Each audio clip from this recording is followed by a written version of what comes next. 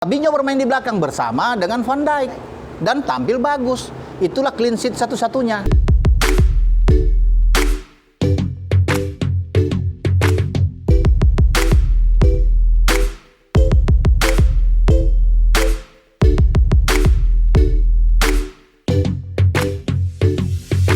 What's up bro, selamat datang di Opini Bola ID, sudut pandang supporter kembali mengudara bareng gua Rifki. Dan tidak segan-segan di walau pandemi ini kita terus mengabarkan hal-hal yang baik tentang sepak bola.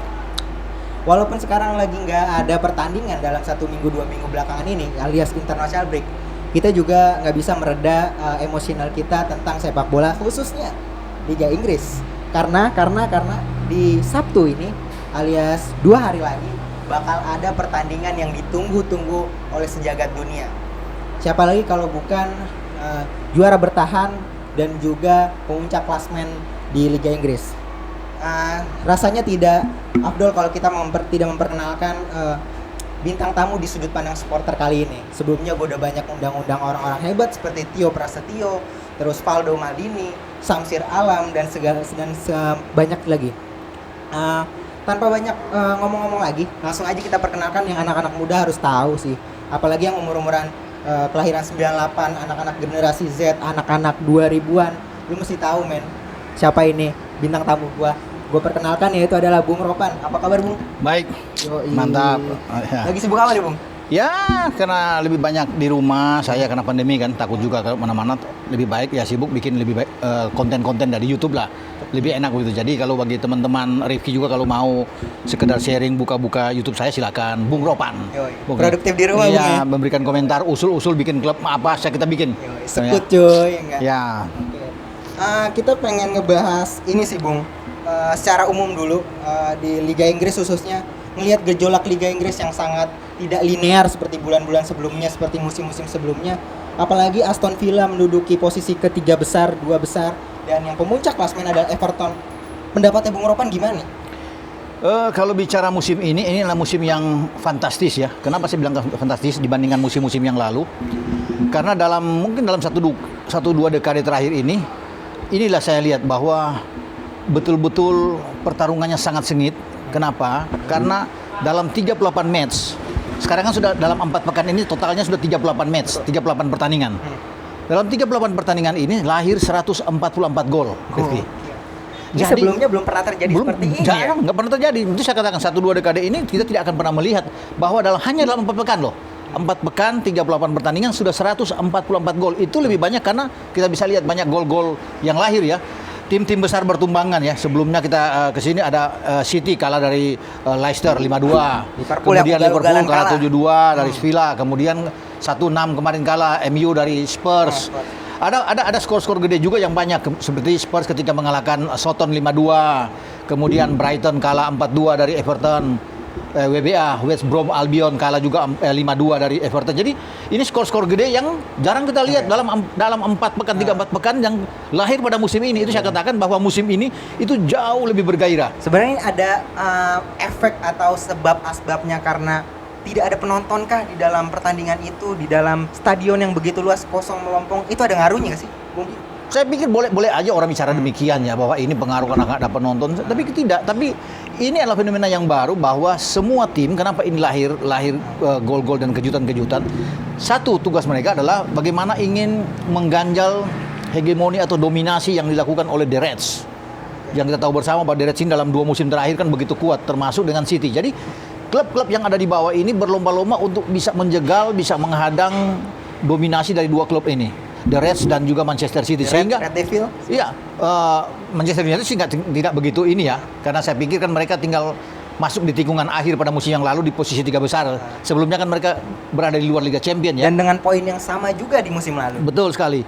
Jadi kalau bisa melihat bahwa itu yang menjadi fenomena bahwa semua tim-tim yang ada di bawah itu betul-betul ingin mengalahkan tim besar seperti Liverpool. Terlepas ada penonton atau tidak ada penonton, tapi ini yang membuat kompetisi begitu baik karena pemain-pemain yang datang juga di setiap klub itu begitu bagus ya. Kenapa Everton orang bilang mengatakan kok ada di atas dengan ya harus dilihat dong Everton sekarang kan revolusi iya, lagi-lagi. beda dengan Everton yang lalu. Everton yang lalu mereka sempat hampir degradasi sebelum akhirnya 12. mereka mengunci posisi di urutan 12. Dan materi pemain sangat beda. Ancelotti melihat bahwa kekurangan mereka selain di belakang kemudian ada di tengah. Tengah itu paling keropos buat mereka. Sorry gitu. ngotong. Iya, silakan. Bahkan James Rodriguez ketika direkrut oleh Everton, dia mengatakan sebenarnya banyak yang mengagumi saya, yang ingin bermain dengan saya klub-klub besar di luar sana. Iya. Cuman yang serius dengan saya, yang ingin merevolusi timnya saat ini, saya ngeliat Everton karena Everton adalah tim besar dahulunya dan saya ingin mengembalikan itu lagi dan saya punya chemistry yang beda dengan Ancelotti. Pendapatnya, Bung? Begini kalau saya lihat dari James ya, kenapa James memilih harus ke Everton? Sambil minum saya, Bung. Minum, silakan. Kita santai-santai aja ngomongin kayak di warung kopi aja, santai aja.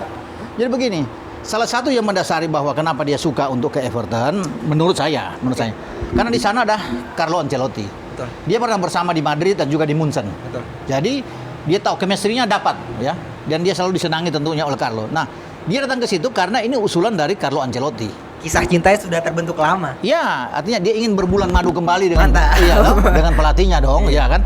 Karena kalau tidak ada juga dorongan dari Ancelotti, tidak mungkin James akan datang ke Everton. Walaupun hati dia, saya ingin ke Everton, tapi dia lihat juga di sana pelatihnya siapa.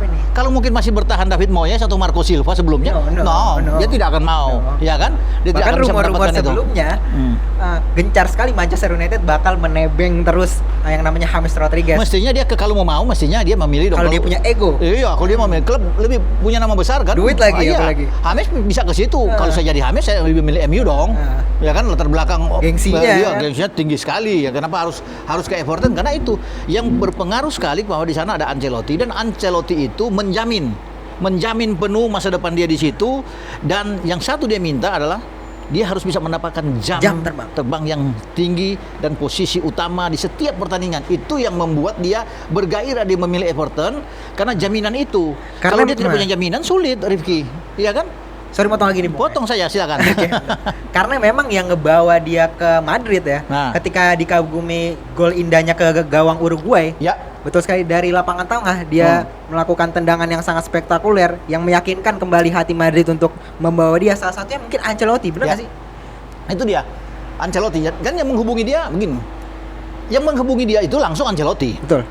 Ancelotti yang meyakinkan, karena Ancelotti yang menghubungi dia, kemudian ada nego dengan petinggi Everton dan Madrid, sehingga ini meyakinkan betul bagi James bahwa dia tidak salah pilih klub, karena di sana ada orang yang menjamin. Kan saya ingin datang ke klub itu kan saya lihat saya bisa dapat posisi jam bermain yang banyak.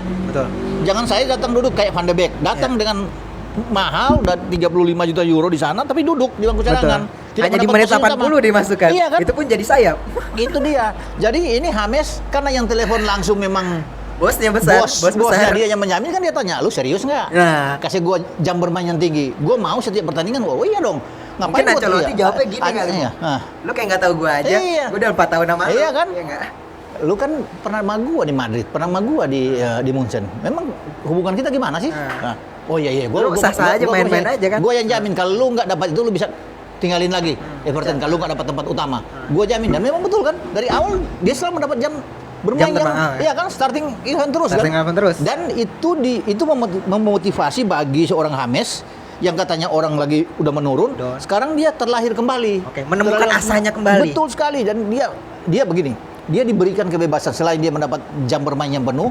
Ancelotti bilang begini, lu main aja, ya kan? Lu mau ke kiri, ke kanan, ke tengah, gak usah ada beban. Itu suka-suka lu, tapi lu mimpin di sini, lu menjadi panutan di sini, lu tunjukin kemampuan lu. Lu itu pemain bintang. Yang selama lu seorang bintang besar dan selama ini yang lu nggak bisa kasih keluar di Madrid, kemudian di Munchen juga. Nah, saatnya lu bersama dengan gua, lu jangan bikin malu gua juga dong. Karena kan gua yang jamin lu datang ke sini. Nanti kalau gua datangin lu main biasa-biasa aja, gua yang dihajar sama fans. Media Everton, juga. Kan? Iya dong. Media juga kan hajar gua. Ini karena pertemanan ini datang ke sini begini-begini. Orang kan? belakang ini itu. Sekarang gua kasih lu mainan ini. Nah, lu pakai yang baik. Tolong jagain Dan lu keluarin bener-bener. Nah, itu terbukti kan 3 gol dan 2 assist. Itu dimotivasi yang luar biasa. 3 gol 2 assist itu luar biasa. Seorang gelandang serang yang buat pertandingan. Itu yang membuat dia termotivasi. Kayak satu-satunya itu, setiap pemain yang mau datang itu harus yang pertama dia akan tanya bahwa dia mendapat jam bermain yang banyak nggak. Itu yang tidak dilakukan oleh Van de Beek. Dan ketika siapa dia pelatihnya datang. gitu juga. Iya kan, siapa pelatihnya dong. Ya kan? Seperti Van Persie ke MU karena ada Sir Alex Ferguson. Ya, jadi ya kalau pelatih langsung yang telepon lo, Nah, pasti dijamin. Karena kan langsung lo akan bisa bicara. Iya, iya, Gua minta ini, bos. Gua minta ini satu. Gua main begini-begini. Oh iya. Gua minta posisi gua jangan di sini dong. Jangan bos pasang gua di gelandang bertahan. Bos Dia kan tahu gua kan gelandang gua gelandang nyerang kan. Nomor 10. No iya dong. Masa lu tahu taruh gua di main double pivot di bawah. Udah gila. Ya kan gua gila lu ngomongin. Oh iya biar gitu. Nah, gua mau. Kalau lu janji oke, gua datang. Gitu kan ini. Ibaratnya kaki kiri gue bagus nih. Iya. Jadi itu yang membuat saya pikir kenapa James itu lahir kembali Karena jadi di bagus. sorry mau lagi Itu. Bung ya. Karena di Madrid dia terlihat tidak bebas begitu dikekang dengan Zinedine Zidane yang katanya dia friendly match, friendly pelatih yang begitu friendly kepada pemain-pemainnya. Namun James mengakui sendiri.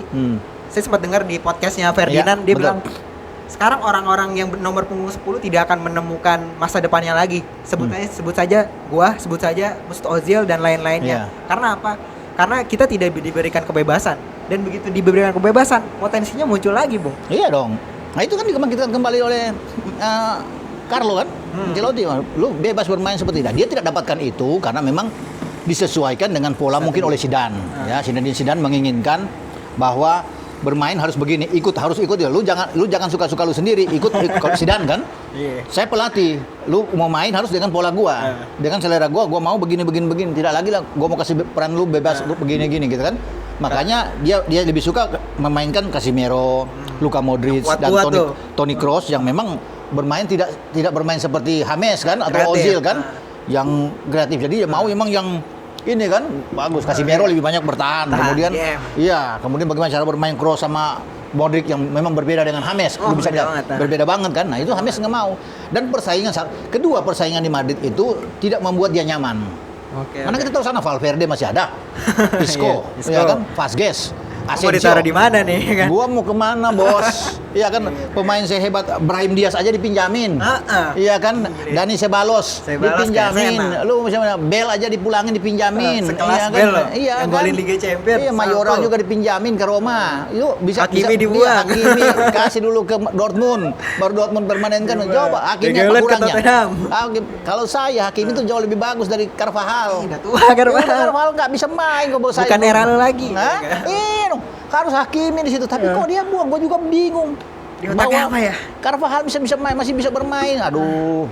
Udah usul. Udah usul. Carvajal sudah nggak boleh. Hakimi kalau di situ itu lebih leluasa dengan mantap. weak back-nya. Madrid itu lebih mantap karena mereka masih punya Nacho kan, masih ada Nacho yang bisa mengisi di belakang. Jadi itu setiap habis bos.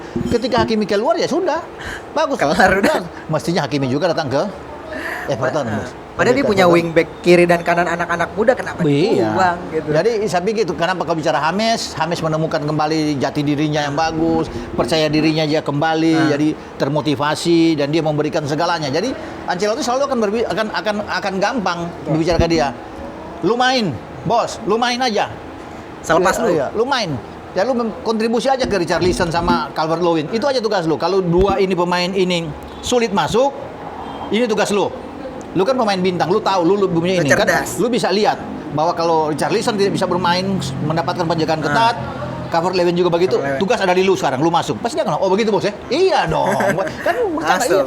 Tugas lu masuk. Tektokannya gimana? Iya, itu yang dilakukan 3 gol kan, ketika dua pemain agak sulit berkembang di marking gua, muncul dia. Iya kan, jadi itu yang dia tunggu, itu yang dia suka. Itu tugas lu ada di lu. Jadi tim ini ada di lu sekarang. Lu yang ngatur, lu yang create gitu kan. Lu bisa bermain. Dan tolong buktikan begitu ya. Nah, makanya dia tambah untuk menguatkan James di situ biar James bermain lebih tenang, lebih enjoy, lebih menikmati. Dia taruhlah Abdoulaye Dacourt untuk bisa menahan di belakang sehingga dia tidak terlalu banyak memikirkan juga ketika ditekan Everton dia akan ada di belakang untuk mundur cepat karena dia tahu situ ada Andre Gomez juga yang akan membantu kan. Bagus kan. Banget tuh. Andre Gomez. Kalau Andre Gomez kurang fit untuk bisa bermain masih ada Tom Davies ya bisa bermain bagus. Dan dia fokus di depan aja udah. Dia fokus bermain di tengah lapangan depan untuk mensupport Richarlison dan Calvert-Lewin. Itu tugas dia, Calvert-Lewin. Kalaupun ada tekangan dia akan undur sedikit tapi tidak terlalu ke dalam. Karena ke dalam itu sudah ada Andre Gomez dan Davis. Andre Dacourt juga bisa. Tom Davis juga bisa kalau ada Tom Davis itu. Jadi itu dia hanya turun ke bawah separuh. Jadi ini akan jauh lebih bagus buat dia untuk bisa bermain. Ini termasuk kolaborasi yang solid sepertinya, menggiurkan Bung ya. Iya, dan itu tidak dimiliki ketika tim ini dilatih oleh Marco Silva ya. Sebelum Marco Silva bulan Desember dipecat, Ancelotti datang, itu yang dia tidak temuin. Makanya kan mereka Everton pada musim lalu ketika memulai 8 pertandingan awal pada musim lalu ini hancur benar. Cari jati diri dulu mungkin ya. 5 kali kalah bos, 8 pertandingan musim lalu. 5 kali kalah, 8 Banyak pertandingan. mencaci maki Ancelotti, sampah Ancelotti apa. 5 Kalau kali dalam kalah. pikiran saya sih gini, udah waktu yang berbicara lah ya. Dia Ancelotti butuh bos. revolusi dulu, butuh Kalau langkah apa sih? iya, kalau dia bukan pelatih yang bagus, tidak mungkin dia membawa Chelsea dia membawa juara, Chelsea IPL, juara. FA. Ya, di Munchen sana dia bisa Di Munchen bagus di berprestasi. Madrid kan. Jadi saya pikir ini tim mendapatkan pelatih yang bagus. Tinggal momentumnya dia, karena kemarin kan dia bermain di separuh musim kan, setelah Marco Silva dipecat, dia datang ke situ dan dia melihat di sini. Untung tidak degradasi kan, dia masih bisa menyelamatkan Everton ada di peringkat ke-12. Nah, dia ditugaskan sekarang oleh manajemen untuk bisa membenahi tim ini, apa yang kurang. Mendatangkan Moisken. Iya, dia lihat. Oh, yang kurang di sini, potensi kurang di dari sini, apa kurang di segala sini, macam. kurang di sini. Tapi yang paling pas yang menurut saya yang membuat ini luar biasa bahwa kejelian dia selain James dia mendatangkan, ada Dacourt yang dia ambil dari Iya. Watford. Satu lagi, Rifki. Tahu siapa pemain yang dia datangkan yang bagus yang membuat tim ini keseimbangan tim terjaga dengan baik. Yang tengah juga ya? Alan. Alan. Gitu kan? tahu. Napoli. Alan bagus. Dia datang ke Semua sini. yang udah pernah main sama dia, ayo gabung gua, Iya. gabung gua. Dia tahu kan, Alan kan dia tahu karena pernah Tahu dekat dengan kualitas dia. di Napoli. Ya. Kenapa Alan dia datang? Orang bertanya, kenapa Alan datang? Percaya Dia tahu. Dan dia dengan adanya pemain-pemain ini, dia tidak pusing. Selama ini yang dia pusing pada musim lalu bahwa bagaimana ketika ada salah satu atau dua pemain cedera di lini tengah untuk menggantikan ini susahnya minta ampun siapa kreatornya? untuk bisa mau cari penggantinya sulit. Nah, opsi yang dia miliki saat ini itu banyak. Dengan ada Alan, Abdullah Dacourt di sana, ada James, ada Tom Davis di sana, ada Andre Gomez, bagus, ada Gifli juga di sana, si Goldson. Ini tim banyak, bayangin dia bingung mau milih siapa nih tim yang bisa mensupport Opsi banyak Richarlison. nih, kan? Iya dong, misalkan. Jadi kalau kita ngelihat lawan Liverpool besok, kalau saya sih ngelihat ya ketika mereka dibantai Aston Villa, mereka diacak-acak di lini kanan mereka ketika Trent Alexander-Arnold begitu track back-nya sangat telat sekali dan diacak-acak oleh Grealish saat itu mencetak 2 gol segala macamnya. Dan ini bisa dimanfaatkan dengan baik oleh gelandang-gelandang kreatif Everton ya, Bung. Kalau mereka tidak cepat kembali ya, ini tugasnya Klopp. Ya, Klopp harus mendinginkan sekarang kamar ganti pemain, harus cepat untuk melupakan 7-2. Ya. Mereka menghilangkan itu, mereka bisa kembali dengan baik dan bisa mendapatkan hasil bagus. Salah satu yang mendukung mereka dalam pertandingan Derby Merseyside nanti akhir pekan ini, menurut saya rekor mereka ya dalam 1 dekade terakhir ini mereka tidak pernah kalah ketika datang ke Goodison Park ya menghadapi Everton. Itu satu keunggulan mereka. Terakhir kan mereka bermain 0-0 kan setelah di pandemi kemarin dengan 0-0, tapi memang pertandingan itu pertandingan yang berat buat Liverpool, mereka hampir kalah. Ada satu tembakan dari Tom Davis itu mengena tiang. Kalau itu masuk selesai mereka. Nah, kalau bisa melihat dengan rekor mereka yang kuat dalam 10 pertemuan terakhir bermain di Goodison Park, mereka kan terakhir kalah pada 17 Oktober 2010. Ya, saat itu ketika mereka kalah 2-0 di mana Arteta membuat gol bersama dengan tim Cahill, pemain Australia. Ya, itu yang terakhir. Mereka ditangani oleh David Moyes dan Liverpool itu masih dengan Roy Hodgson saat itu. Jadi itu terakhir kekalahan mereka. Dan Liverpool menang terakhir 1-0 di Goodison Park itu 2016. Mereka bisa menang dan ini kesempatan dari 7 pertandingan terakhir mereka ada 7 kali bermain imbang, 7 kali imbang dan 2 kali Liverpool menang. Jadi posisi ini yang harus dipertahankan mereka. Tapi kalau mereka belum bisa mengembalikan kepercayaan diri kalah 7-2 di Villa Park, ini berbahaya dan mereka mungkin bisa dipukul KO oleh Everton. Ini bisa mereka memutuskan apa mereka punya tradisi rekor mereka yang kurang bagus di Goodison Park. Saatnya sekarang. Jadi momentumnya ada saat ini. Ketika mereka dalam posisi bagus, 4 pertandingan tidak pernah kalah, 12 poin buat mereka. Lagian mereka bisa membuat 9 gol di kandang. Ya, menang 5 gol melawan West Brom. Menang 4 gol melawan Brighton. Jadi ada 9 gol. Ini luar biasa. 2 match di kandang dengan 9 gol walaupun memang ada 4 kemasukan di sana kan. Jadi saya pikir ini yang harus hati-hati bagi Klopp. Klopp harus hati-hati untuk menghadapi Everton. Jadi kalau ngomong-ngomong kemasukan atau kebobolan, di musim ini terhitung dari 4 pertandingan Liverpool telah terbobol 11 gol. Ada apa dengan pertahanan Liverpool, Bang? Ya kemarin karena dia blok di Villa Park kan. Kalau tidak ada 7 gol itu kan mereka nggak mungkin sekarang posisi mereka 11-11. 11 memasukkan dan 11 kebobolan kan. 0 mereka tidak ada surplus gol. Saya pikir begini, mereka punya pertahanan yang bagus musim lalu ya. Salah satu pertahanan terbaik mereka yang kurang kebobolan adalah MU. Nah, kenapa mereka begitu gampang dengan 7 gol? Mungkin nggak karena high pressing yang begitu tinggi di setengah Bukan lapangan itu juga saya lihat di sini karena mereka terlalu percaya diri, terlalu berlebihan. Ini seakan-akan menganggap enteng bahwa mereka bisa mendapatkan 3 poin melawan Aston Villa. Yang hampir degradasi. Iya, yang hampir degradasi. Musim lalu kan Aston Villa kan ada di urutan 17. Betul. Sebelum mereka bisa keluar kan dari situ untuk bisa menyelamatkan diri kan. Hampir mereka kena. Nah, mereka pikir mereka juga pemain-pemain sudah mendapatkan segalanya kan. Liga Champions udah dapat, Betul. Piala Super udah dapat, IPL kejuaraan dunia udah. antar klub mereka dapat. EPL setelah 30 tahun. Jadi euforia ini Rentetan jadi segala macam percaya. lah. Orang kalau bermain sudah dengan terlalu lebih percaya diri, itu ada akan masalah, rusak. ada masalah pasti. Ya kan, padahal kan kombinasi 4 pemain belakang mereka kan adalah pertahanan terbaik yang dipasang setiap pertandingan pada musim lalu Betul. oleh Jurgen Klopp, ya. Betul. Trent di kanan, Robo di kiri, Gomez bersama dengan Van Van Dijk. Itu aja kan yang terjadi selama pertandingan berlangsung. Tapi kenapa mereka diacak-acak dan kelihatan Joe Gomez tuh seperti pemain yang baru kemarin sore bermain bola. Dan banyak yang nyalahin Adrian nggak jelas Adrian. Hanya satu gol pertama kan? Satu gol pertama. Padahal Adrian itu maksud ngoper agak ke belakang, nggak ke Gomez. Iya. Sebenarnya menyuruh Gomez untuk sedikit Gomez ke yang belakang. agak telat. Gomez Gomez yang agak pelan, Gomez yang lari ke Iya. belakang. Iya. Karena memang strateginya jangan ngoper ke Gomez, Iya. tapi ke belakang Gomez dikit supaya pressingnya musuh itu tidak terlalu seketat Iya, itu. iya. Gomez yang terlalu pelan untuk Gomez. merespon apa yang dilakukan operan oleh Adrian. Adrian. Jadi orang Adrian begini goblok, nggak boleh begini. Saya bilang ya. Bagi pendukung-pendukung Liverpool Betul. juga ya. Buat yang di rumah, Ya.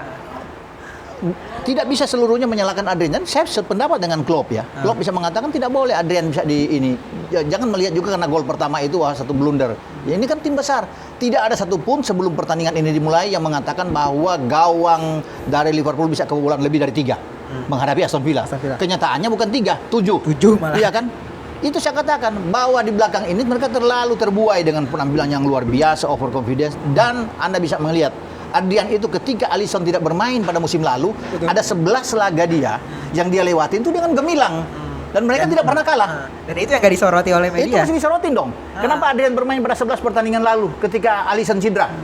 Dan dia tidak pernah kalah dan selalu tampil bagus dan dia tampil gemilang, ya.